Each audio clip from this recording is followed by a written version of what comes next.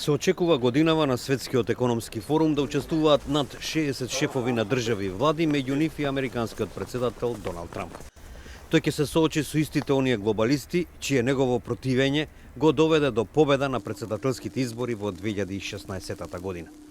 Основачот на Светскиот економски форум, Клаус Шваб, за Ројтерс изјави дека присуството на Трамп оваа година е позитивно изненадување, а неговиот поглед, заедно со другите светски лидери, ќе обезбеди избалансирана глобална слика за оваа година. I think we should be surprised, and Davos is always a place where we look for surprises, and I hope it will be a positive surprise. На форумот што ќе трае до 26 јануари исто така ќе учествуваат и индискиот премиер Нарендра Моди, францускиот председател Емануел Макрон, германската канцеларка Ангела Меркел, британската премиерка Тереза Меј, како и голем број извршни директори и врвни банкари. Трамп, кој треба да се обрати на последниот ден, петок, е првиот председател на Соединетите држави кој учествува на форумот по Бил Клинтон во 2000 година.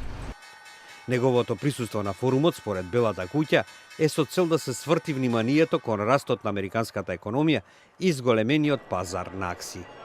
За време на изборната кампања во 2016 година, Трамп ја обвини глобализацијата за уништување на американските работни места, бидејќи компаниите се обидуваат да ги намалат трошоците за работна сила со преместување во Мексико и на други места.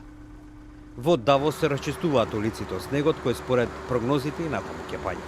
Но Клаус Шваб не е загрижен од снегот.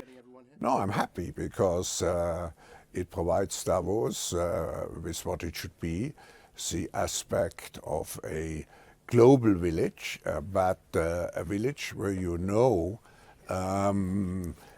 nature plays still a very important role, and in our discussion, the whole environmental issue will be also at the forefront of what we do here.